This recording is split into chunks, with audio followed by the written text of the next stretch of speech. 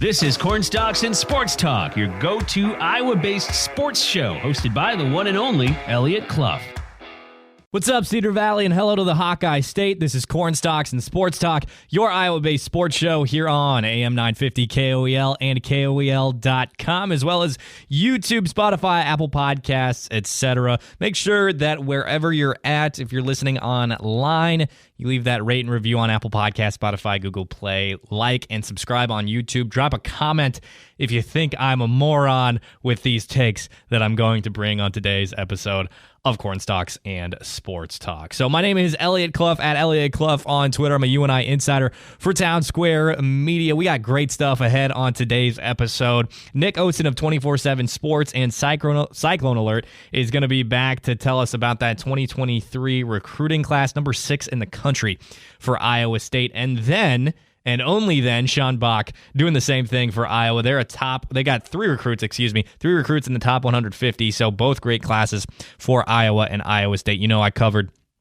UNI's 2023 recruiting class after Wes Rubin committed, and now all three are signed, Kyle Polk and RJ Taylor. So you can go back and find that anywhere we got our podcast or on YouTube as well. But first, coming from me, your UNI Insider for Townsquare Media, we're going to talk a little bit about UNI and this coming recruiting class for football, because some big news as to who's going to be added to that class as of last night, or as of Thursday night, as well as Braylon Kammrad playing in the Iowa State high school football playoffs. Just took his team to his second straight state championship game, and looking to repeat and win that title as well. So let's go first to Kammrad and his play. I watched the first half mostly last night because he didn't really play after that. Lewis Central had a 35-0 lead over Carlisle at halftime, and 3 touchdown passes by Braylon Kammrad, along with 275 yards and 75% completion percentage. So far this season, even prior to last night, he's looked freaking awesome.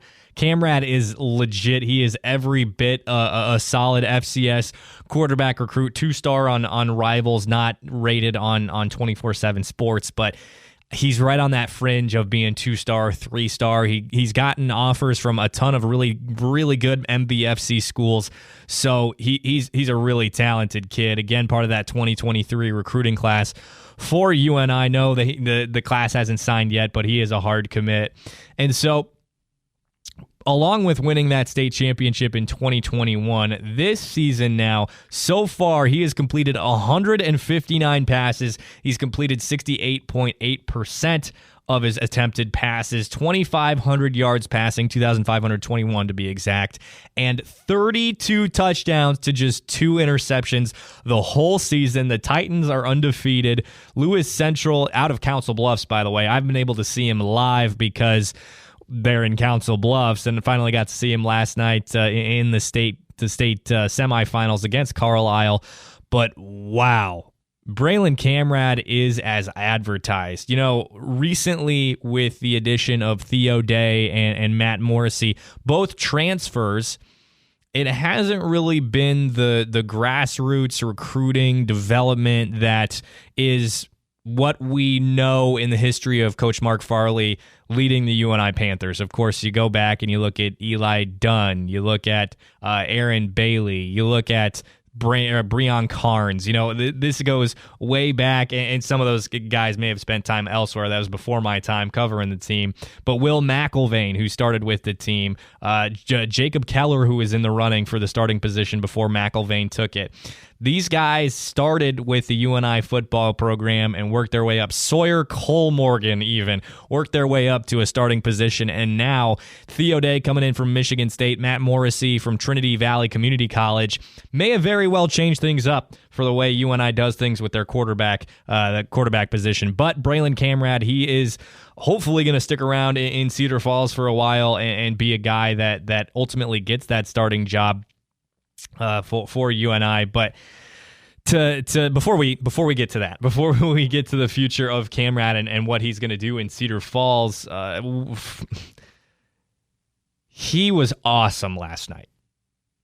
us on Thursday night in every conceivable way. Every pass that I saw from him either was caught or should have been caught. It was, if I remember correctly, maybe this isn't the case, but there was a drop pass in the end zone, so he could have had 4 touchdown passes. That may have been, he may have thrown a touchdown pass later on that same drive. But he was damn near perfect. When you look at what he brings to the table, he's bigger in person. Compare him to what you see from his teammates that are also super talented, obviously a state championship team. He's a lot bigger than them. He's quick. His release is quick enough. The staff in Cedar Falls sure will probably work on that a little bit, but it's already pretty quick. And I mean, the kid is accurate, and he has a great deep ball too. He is everything you want in a quarterback in terms of the tangibles. Obviously, I don't know the kid personally, so I'll want to speak to him at some point in time to get more of a gauge on who he is as a person, but he's clearly confident. That's an intangible. And like I said, 285 yards, 75% completion percentage, and 3 touchdown passes in the first half.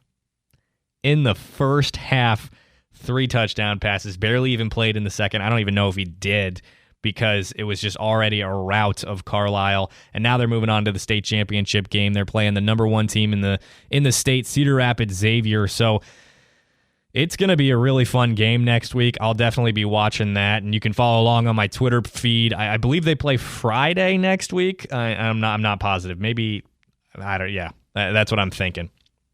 But look, in regards to what he's going to do at UNI, he's not going to play right away. That's not what's going to happen. Theo has another year left. After that, you got a year after in Matt Morrissey, assuming he sticks around, assuming he gets that starting job. He's a redshirt sophomore this year. Then you got redshirt freshman Aiden Dunn.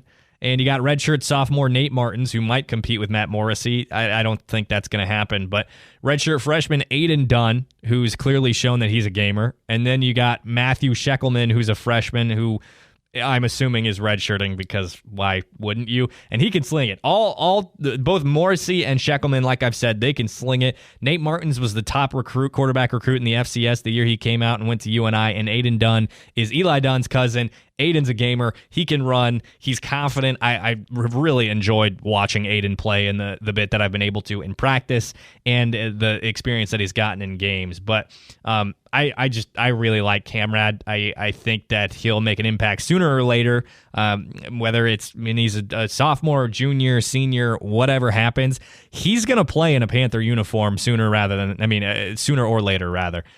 He's talented, man. He's a prototypical quarterback. He's dual threat. He's just been really fun, and I think that's a great pickup for UNI. They got him over schools like USD, and he had interest from Iowa State, North Dakota State, and I believe he had an offer from South Dakota State as well when I looked it up. Several other smaller schools offered him, and then Iowa State had interest as well. So Kammrad, he's looked really good. I would really recommend anybody who's interested watching him play next week in the Dome, go out and go to the game if you can. And now on to that newest commit for UNI Football. This came out of nowhere, to be frank with you. Grant Larkin from Naperville, Illinois, and I believe it's Nequa Valley High School. He committed last night, Thursday night, seemingly out of nowhere. I didn't know this was going to happen. I had no idea. I didn't have any information on Larkin. I saw a tweet that said he was going to commit. He had already followed me, and so I just thought he was another football recruit that followed me on Twitter. And he had previously been committed to North Dakota State. So I assumed he was going to be looking at maybe a not Power 5, but a group of 5 school that may have swept in and said, hey, we can give you money or what have you. But no, he decided to commit to UNI after decommitting from North Dakota State. And I'll tell you a little bit more about him. He's a 3-star recruit, according to 24/7 Sports, listed as an athlete. And if you look at his tape, look at what he's done for Nequa Valley High School this season, you'll understand why. He's played wide receiver, running back, safety. Let's see here. He's returned punts and kicks. He's played a little pass rusher and quarterback in the Wildcat. So, yeah, does a little bit of everything and did a little bit of everything this last season. He decommitted from North Dakota State in October. They, along with a lot of other schools, had him at safety coming in. And the difference for UNI and Coach Joe Gans, who leads the receiver group at UNI, who was the primary recruiter of Larkin, is that they believe in him in that wide receiver position too. And for me, when I look at his tape, his huddle specifically, I understand why a lot of these FCS schools saw him as strictly a safety or maybe having some positional versatility, but they looked at him as a safety. He's big, strong, not quite as fast as I'd like my stud receivers to be, and he is a 3-star recruit. So when you look at that, you see 3-star, you see talent. He can go up and get the ball. He can run routes fairly well. He's great off the snap. He's wide open a lot. He finds the open parts of the zone, and so He's a talented kid. What I want him to work on is speed, and we'll get onto that again in a second. But in terms of the other offers he had, he was offered by Akron, Army, and I believe that's it for a group of 5 schools. And then South Dakota State, North Dakota, Austin Peay, Illinois State, Indiana State, Fordham, Eastern Illinois, and he also had an offer from Montana State, who was the other school that wanted him and that was making a push for him after he decommitted from North Dakota State. Now, he ended up choosing UNI because they had him stick at wide receiver, and that's what he's most comfortable with. That's what he wants to do. Now, again, I really thought that maybe he was going to decommit from North Dakota State to go to a group of 5 school because he had interest from Power 5 schools, Iowa, Illinois, Northwestern, all interested.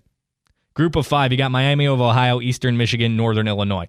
And then you look again at these FCS offers, looks, USD, SIU, and again, group of 5 in Yale, Kent State, and Central Michigan. So he had looks from all across the board. You know, when you look at that, you think maybe he's a preferred walk-on. Maybe he sees the opportunity for NIL money. Maybe he believes in himself and thinks it's, big, a Power 5 or bust, one of those guys, which clearly not the case. Has decided to be a UNI football player and will be in Cedar Falls. He's going to start in the spring, too. He's not waiting until next fall. He's enrolling in classes in the spring so he can be part of spring football, and he says he wants to compete for a position. Now, in regards to competing for a position as a freshman wide receiver at UNI, that doesn't happen very often, especially with the talented group that's coming back this next year. You got, as of right now anyway, you never know what can happen, DeVell Washington, Logan Wolf, Sam Schnee, Desmond Hudson.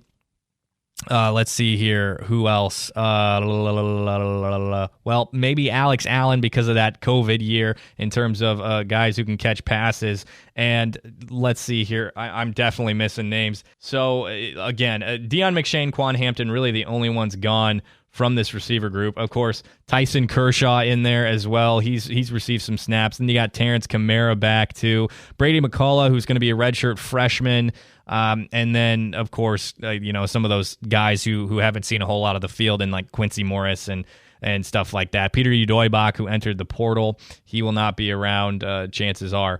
Anyway, 53 catches for 896 yards and 8 touchdowns. You can't just look at that and say, no, I don't think he's going to bring any value to the wide receiver position. So I see it. Again, big-bodied guy who can go up and get it, bring it down in traffic, which is huge, and he runs decent routes. He's not going to blow you away with his speed, but the coaches, they're going to get him in the weight room. They're going to get him working on agility stuff. I wouldn't be surprised to see him really do something with UNI while he's there. Again, a 3-star guy coming in. Wouldn't be surprised, too, to see him do some work with Sam Schnee next year, because that's how Sam got on the field, is working on his speed, working on his agility, working on running his routes. And so I could see that happening, just, because what did Coach Farley do with DeJuan Mack and Dale-Sean Staley? They said, hey, go watch Benny Sapp. You'll be one of the great defensive backs of all time here at UNI if you go watch Benny Sapp and you go shadow Benny Sapp. Who's to say he doesn't do the same thing with Sam Schnee or any of these other super talented receivers on the roster at UNI, like Desmond Hudson? So we'll see what they bring. Obviously, I'm really excited that Larkin's committing and is going to play or enroll in classes in the spring. So I think that's going to help him a lot, really help him adjust. Again, really excited about Braylon Kammrad, too. You can watch him coming up this next week in the state championship game against Cedar Rapids Xavier, the number one team in the state in 4A. They have a South Dakota State commit in Aiden McDermott. So it should be a fun match. I believe he's just kind of an athlete. I think he plays all over the field. So it'll be a really fun matchup next week for Kammrad. And again, we'll see what we can get from Larkin. I'll put both of their huddle films in the description of the podcast and this clip on YouTube. So, my name's Eliot, at Eliot Clough on Twitter. I'm a UNI Insider for Townsquare Media. We're going to go to break here, and don't go anywhere. We got more Cornstalks and Sports Talk coming up here on AM 950, KOEL, and KOEL.com. This podcast is sponsored by Cloud Optimizer. As a business owner or IT manager, are your cloud investment costs going up and you don't know why? It's time for Cloud Optimizer. As you migrate your business to the cloud, what you're spending and why you're spending it can get a little hazy. But Cloud Optimizer clears up the mystery and puts the cloud to work for you. Cloud Optimizer starts by analyzing usage patterns, right-sizing resources, leveraging discounts you may not be aware of, implementing automation, and much more. And by reducing unnecessary expenses and maximizing performance, Cloud Optimizer guarantees you a savings of 5 times what you spend for their service. As you utilize cloud-based services more and more, you don't have to lose sight or control of your spend. You can stay agile, streamline your costs, and optimize your performance, plus save significant money with Cloud Optimizer. Make the cloud work for you with Cloud Optimizer. Get a free assessment and find out how much you can save by going to cloudoptimizer.com. Go to cloudoptimizer.com for your free assessment. That's cloudoptimizer.com. Signing day was this week, and the Cyclones and Coach TJ Otzelberger have locked up one of the best recruiting classes in the country for 2023. On to talk with us now about this Iowa State class is who else but Nick Osen from 24/7 Sports and CycloneAlert. Nick, what makes this class stand out that makes them the number 6 class in the country? Yeah, incredible class, really that the Cyclones have pulled in. I'd say a couple things. First and foremost, it is a 4-man class, which kind of how we rate things and how most places do. Is, if you kind of get more quantity in terms of the number of players, and obviously they're good players, which they all are, it kind of helps your general overall score or ratings. But in addition, I would say this class has 2 things. It has versatility, but it also has that high-end star power. And I know that we'll kind of probably get into each player a little more individually, but they've got legitimately the highest rated recruit ever in the history of Iowa State, at least in our 24/7 era, and the 3rd highest. So literally 2 out of the top 3 spots. That's going to do some damage. This class was actually already really, really good before they added their 4th player in the class, Caden Fish. I believe he and Jelani Hamilton are rated similarly by us, kind of that high 3-star, low 4-star range. And they've got size in Omaha Blue and Milan Momcilovic. I think Caden brings a lot of versatility. And then Jelani Hamilton, he's got some nice size at the guard position, can handle a little bit, can shoot, and basically can just score from anywhere. That's kind of his gift. So I would say, the star power on top of the versatility, really, really nice job by this staff. And, I'm really intrigued to see how they perform at the next level. And I hope that I'm still around to kind of see what they can do here for sure. So you and I talked about Momcilovic last time you were on 2 weeks ago. So if you want to learn more about Momcilovic, you can go back and listen to that episode. But the other really big name who you said was Omaha Blue, 5-star from here in Iowa. That very rarely happens, but he's a 5-star, and I've heard a lot of good things. I haven't really been able to watch him a ton myself. We've talked about him before with Scott Peterson from the Register. What do you expect from him in Ames, and will he live up to that 5-star hype? Yeah, I've been really impressed. So I actually went to his signing day. So I got to speak with him a little bit in Waukee. And I think he's someone that he's got a ceiling, right? A very high one at that. Recruiting and projections are often about kind of that ceiling. But, man, the way I've watched him, in Peach Jam and just seen some recent highlights and things like that, I've been a lot more impressed with the floor that he possesses as well. He's someone about 6'8", pretty strong, but still kind of has room on his frame to be able to add some more muscle. And it looks like he already has in some recent highlights. he's someone that can consistently probably guard 3 through 5 in college, probably has the, length and a little bit of that quickness to get some of the twos and shooting guards as well. So legitimately 3 or 4 spots. He can pass, he can rebound. But when you watch him, you will see nobody really brings it on the court more than him. He works incredibly hard. Like I said, he's a defender. And it appears to me, from what I've been seeing recently, that he's been working on that jump shot as well. So my expectations, those are a lot of things that he can do. And I would basically say, enjoy Omaha while he is in a Cyclones uniform, because he is someone that I do believe can get to the NBA and can probably do so rather quickly as long as his game continues to ascend. And based on what I've seen from him and knowing how good this coaching staff is here in Ames, I think that will be able to happen. So you mentioned the jump shot. I was actually going to ask about that. From what I've seen, he looks like just like a stupid good athlete. Like his ability to play defense, like you mentioned, 3 through 5, but he's also explosive. So that jump shot, it's looking like it's legit too now. Yeah, I'm not going to say that he's necessarily going to step out there and be the best shooter on the floor. And I don't think it's, the best interest for him or really anyone within his team or his future team to kind of fall back on him just being a jump shooter or anything. But in terms of comfort, release point, things like that I watched at Peach Jam, and I'll certainly be making my way to Waukee for some games. I'm sure we'll be doing some more of these, Elliot, throughout the year, but I would definitely say so. And what's so cool about this class, I don't know how I didn't mention this in the open, but it's like all of the pieces, and it's going to sound cliche, but it's true, can fit together really well. I mentioned Omaha's strengths.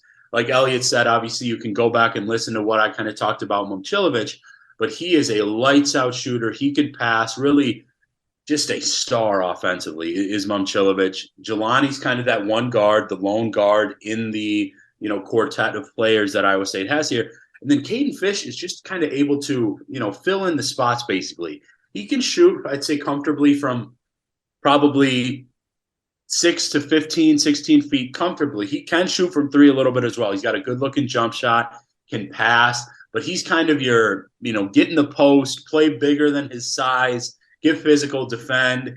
And so they all kind of fit together well. And that's why I can comfortably say, I've spoken with them, especially Omaha, Milan, and Caden recently, and I've kind of put some articles out about this. They are excited about the way that they're going to be able to fit in. And I'm excited, not as a, I didn't grow up a Cyclones fan or not even as a reporter, but as a fan of the sport to see how it all comes together with these players and obviously Coach Otzelberger and this terrific staff. I'm really excited, Elliot, and I do think it is a class that has the potential, as long as they stick together, to really live up to some of those expectations.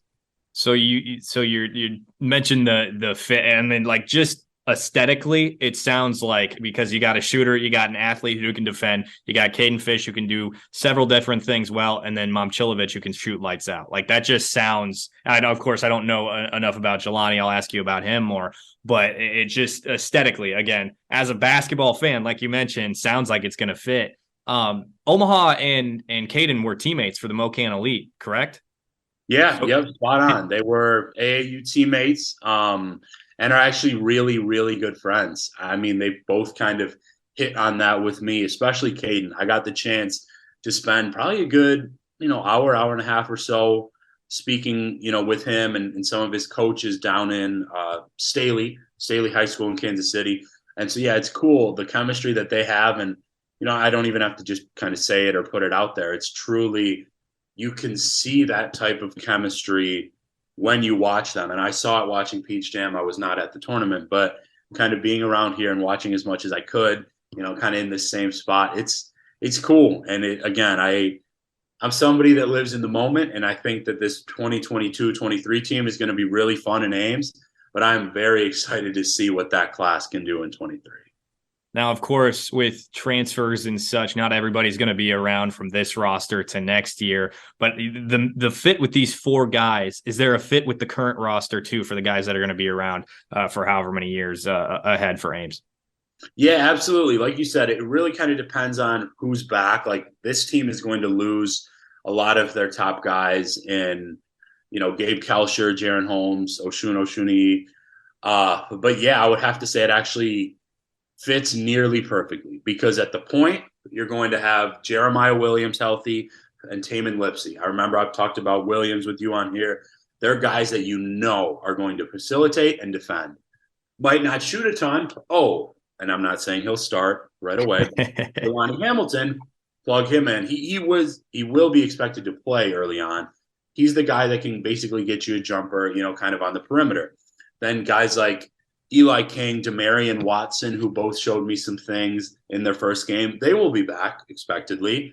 And that's when you kind of look to the post. Okay, you can plug in Momcilovic here, Ballou. You can maybe run a little small and play, like Watson, Momcilovic, Ballou, have a bunch of kind of 6'7", 6'8" guys running 3 through 5. I think the fit's really good, and I definitely think that it was, pretty intentional in how the staff kind of put this class together. Now, Oshuni is obviously a pretty solid athlete for being that size, great defensively. Do you think they'll go back to the portal to try to get somebody like that for another year or 2 years after this season? He is awesome, by the way. I've been really impressed speaking with him, watching him play. I think he's going to be a difference maker. I'm not so sure about that. It'll be interesting to see, kind of if Robert Jones continues to get better and if he comes back, because I think he still has his COVID year. Hassan Ward will be back. He's still got that eligibility. So, I'd say that might not be the position I would pick right now, but it's also hard to pass up on, guys like that if you're able to get them. Obviously, again, a huge addition. But yeah, it'll be interesting to see. And I think a lot of that will kind of depend on progression and who really comes back. I also should mention Caleb Grill. I would think he would probably be back. He certainly has the eligibility. He's starting now, has improved on defense, and has a comfortable looking jump shot that he's looking to, be a little more efficient with this season. My curiosity peaked and got the best of me. Back to the recruiting class. Jelani Hamilton, like I said, he's from Georgia. I know pretty much nothing about his game. I know you said something about getting jump shots at the 3-point line. Is he a creator? Is he a catch and shoot guy? What is he going to bring to the team? Obviously, a 6'6" shooting guard, another 4-star guy. Yeah, he's someone that his talent is off the charts, but I think that, his efficiency could get better. Somebody around our network noted that, and that kind of lines up with some of the numbers I've seen. But he's got size. He's actually a really kind of natural defender. Like, I'm not sure if you'd call that a strength, but just with kind of his work ethic, what he brings to the floor and some of the length that he possesses, he can do that. And I would say he can catch and shoot, but he's really good creating for himself. I'm not sure kind of some of his facilitating and creating numbers for maybe teammates. But then again, I don't think that's necessarily going to be something that he's asked to do right away, because Iowa State will have at least a couple point guards, on the roster. And that's also a spot you can look to in the portal if ever need be. Obviously, I don't think that's an expectation, though, because I think Tamin Lipsey is going to be a legit Big 12 point guard for a long time. And I feel that Jeremiah Williams, there was a lot of excitement around him as well. So, yeah, I don't think that'll be something asked of Hamilton, but, I keep smiling if people are listening or watching, because I wrote a ton about this class throughout and then this week, but it's just cool to see, yeah, they could be pretty special because they fit so well together, like the multiple pieces to the puzzle. Now, moving on a little bit here on Corn Stalks and Sports Talk. Of course, we're talking with Nick Osen from 24/7 Sports about this 2023 basketball recruiting class for Iowa State. Would you say that Caden Fish, obviously, prior to his commitment to Iowa State and the offer from Iowa State, it was a lot of just mid-major programs. Of course, Xavier came in with an offer. I think there was another Power 6 conference that offered, but UNI was right in the mix in offering. Of course, they offered Kyle Polk, his another MoCan elite guy, who ended up choosing Iowa or UNI. For Fish being a 3-star guy, do you think that maybe he's being overlooked compared to the rest of this class because he got a 5-star and 2 4-stars? Is he a guy that has some real potential and maybe he's not being thought of when you bring up the 2023 recruiting class? Nationally, I think that's a really good question, and the answer might be yes. But I can tell you, and maybe some of my readers will be listening to your show, I've been impressed with their basketball acumen and kind of knowing what it actually takes to be successful in the Big 12, because I've got multiple people saying he's my favorite player in the class. I can't wait to see Caden more than anyone. And I think that's because he kind of embodies the, kind of work ethic and mentality that TJ Otzelberger and the staff seem to kind of personify and bring out. And honestly, I think he's going to be really good. I think he's someone that'll obviously probably be in college 3 or 4 years, but if he continues to develop those skills while still being kind of that hard worker that's not afraid to, basically get physical in the post and things of that nature, I think he can be really good. And I would say closely, like around Ames and Cyclones fans, I wouldn't say he's really getting overlooked right now. I know a lot of folks were pretty excited about him when he got the offer from UNI, and clearly for good reason, because he ended up at a Power 5, Power 6 school. Last thing, a couple things before we let you go, Nick. Anybody you're watching at the Iowa high school state football playoffs that are Iowa State recruits right now? Yeah, so I'm hoping to get to the Dome, which is, kind of more your neck of the woods, next week.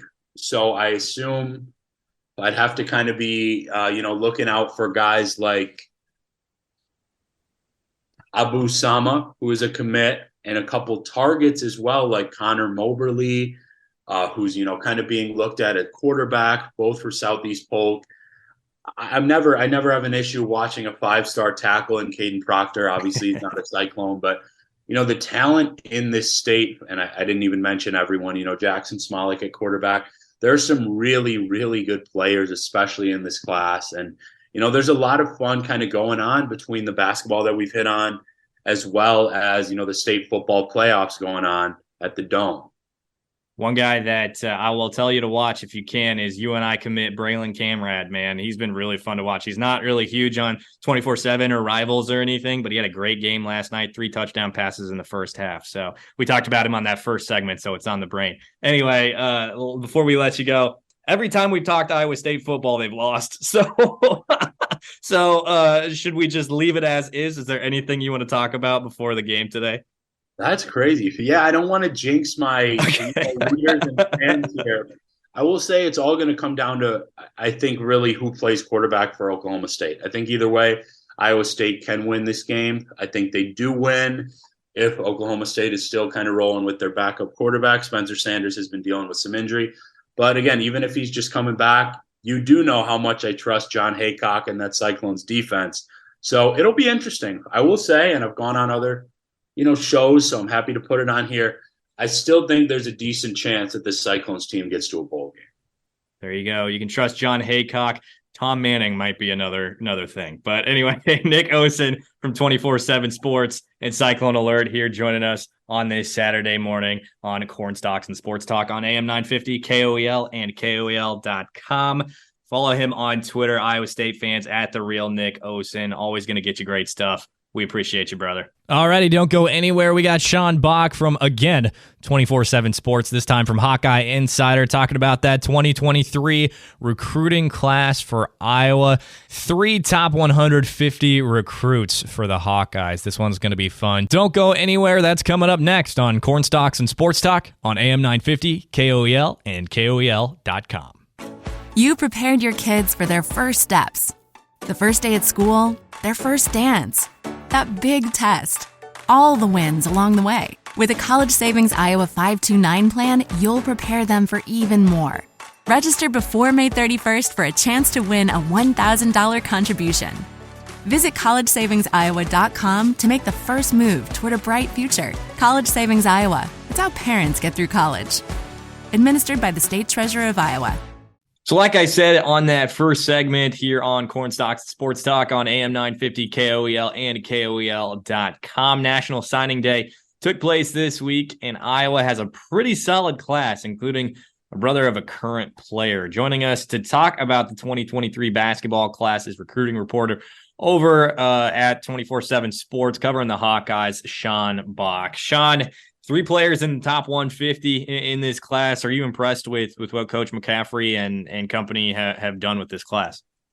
Yeah, most definitely. And I think things got started in a really good way probably 13 months ago with Owen Freeman, who was originally from Bradley Bourbonnais, which is in the southern suburbs of Chicago, more towards Champaign a little bit. But Iowa got, I would say, a surprise commitment from him after official visit weekend. Wisconsin was another school that was high for him, but no one really expected him to, commit to the Hawkeyes after that official visit, and he didn't expect himself to commit either. But he ended up committing to Hawkeyes, and I'm sure we'll talk about later how he fits, but he really set the foundation for this class, and adding his AAU teammate Brock Harding, who Iowa was the only high major offer to come for him, but there was more probably coming had he not commit earlier.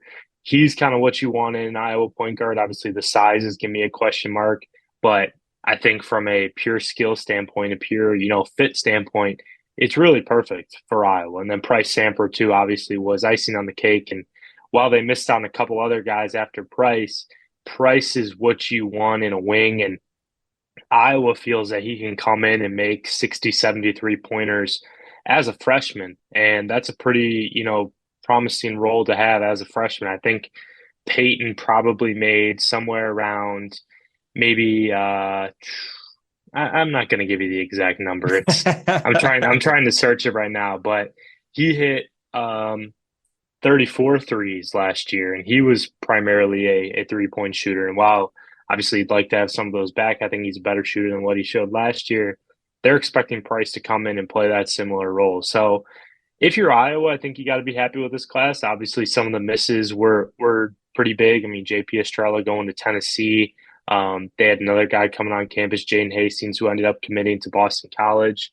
And there were a number of other guys, too, where, Iowa's missed on. They have they have one other guy in the 2023 class that they're really high on that's making a decision sometime in the next couple of days. So they're hoping they can get him. But if you're looking at this class from a pure number standpoint, a pure fit standpoint, it's right up Fran McCaffrey's alley. You want 4 to 5 year players, probably 4 for each of these guys. I don't know if I see any of them redshirting next year, but you have 3 guys, that can come in, make an early impact, and can continue to progressively get better.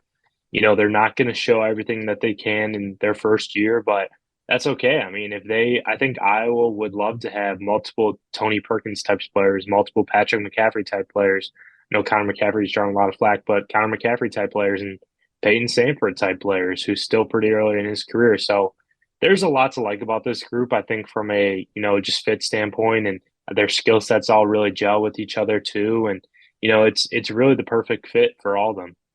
So we'll talk specifically about skill sets in a second and what they'll bring to Iowa. But in just the few things that I've done in the research of this class, Owen Freeman 6'11", Price Samford 6'7". Obviously, these guys are young; they could continue to grow.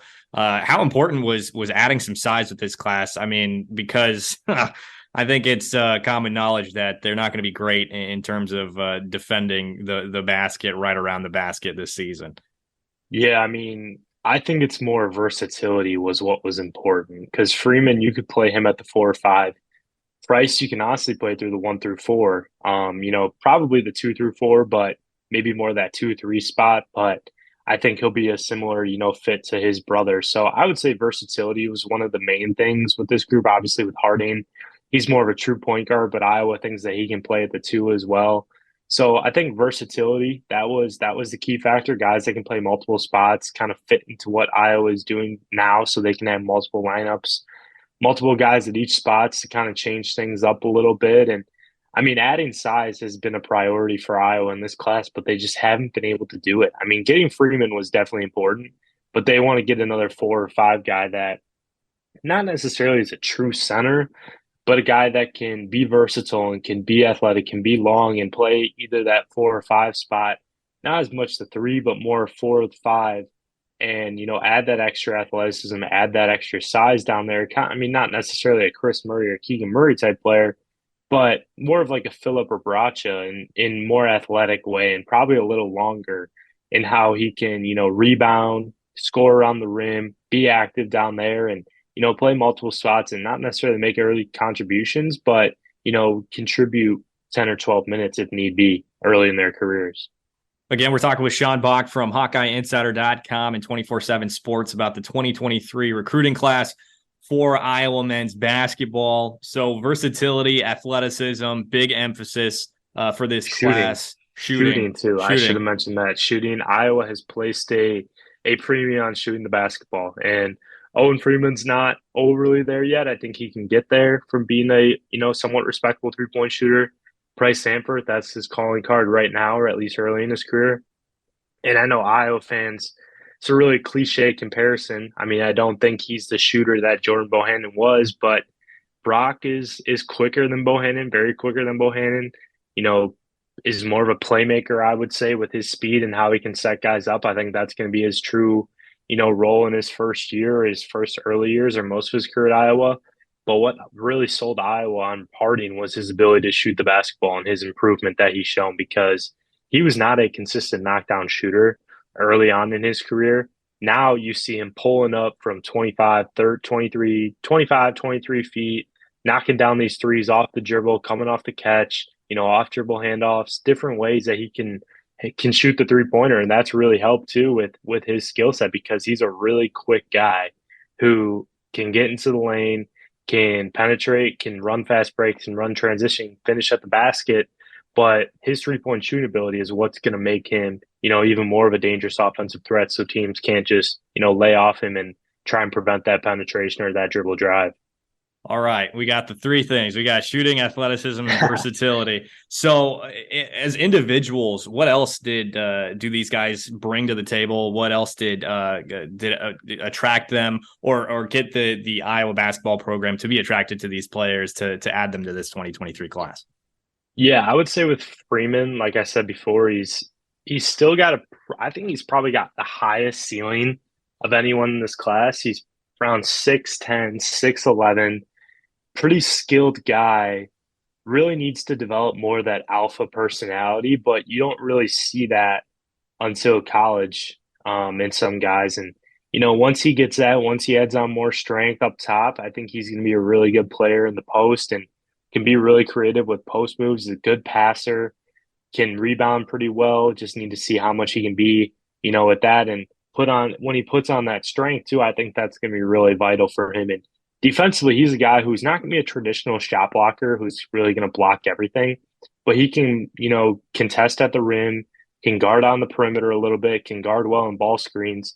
And I think that's really important with him. And, like I said, the ceiling, and they think he can come in and make an impact too, and he's going to need to, depending on what Iowa does in the transfer portal. I do think they get a big man in the transfer portal eventually, and obviously they're going to want to get another big man in this class with Laji Dembele being the top guy.